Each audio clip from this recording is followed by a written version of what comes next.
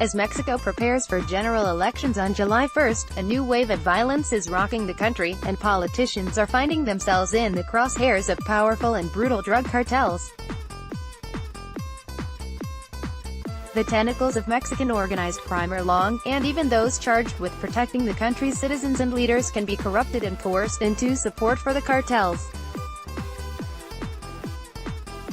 This tragic dynamic has been demonstrated once more in El Campo, in the western state of Michoacán, where the entire town's police force has been detained on suspicion of the murder of a mayoral candidate, the BBC reported. Fernando Angeles Juarez, 64, was shot dead by unknown gunmen on Thursday outside one of his properties. He is the third politician to be killed in Michoacán in just over a week, and one of more than 100 politicians murdered in Mexico since the beginning of the electoral season in September 2017. Ocampo's whole 27-officer police force were arrested by federal police early Sunday morning on suspicion of involvement in the murder. An initial effort to arrest the suspects was thwarted by local Public Security Secretary Oscar Gonzalez, who ordered his officers to stop federal agents from entering the town. The Federales returned on Sunday with reinforcements. They took Gonzalez and his men into custody, transporting the suspects to state capital Morelia for questioning.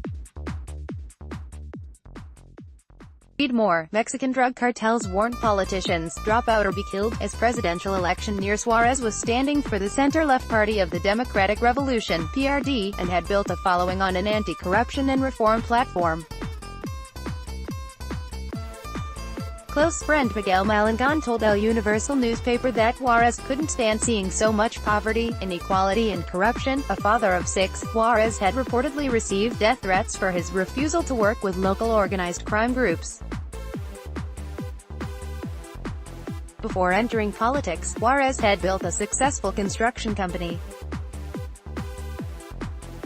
His brother, Ricardo Angeles Juarez, said the murder was a cowardly crime and thanked all those who had expressed their support. Around 3,400 positions are up for grabs in the coming elections, a record number. The cartels are hoping to help elect those they know, trust and control to secure their lucrative criminal enterprises. There have been 121 murders and 400 attacks against politicians since September, according to consulting firm Edelect. Most of those killed were running for local positions. As well as security impunity in the drug trade, extortion and human trafficking, local government links offer gangs a source of well-paid contracts and bribes. The money and influence involved mean it is not unusual for local police forces to work alongside, or even for, the cartels. The U.S.-backed war on drugs has done little to slow the violence, fragmenting larger cartels and setting smaller gangs against each other in a brutal fight for business. In 2017, almost 29,000 people were killed in Mexico, the highest number since records began. The violence is expected to be a millstone around the neck of the ruling Institutional Revolutionary Party, led by President Enrique Peña Nieto, at the polls. Mexico's constitution does not allow Nieto to stand for a second term, and his replacement José Antonio Meade is struggling in the polls. The candidate for the left-wing National Regeneration Movement, Andrés Manuel López Obrador, is currently the frontrunner.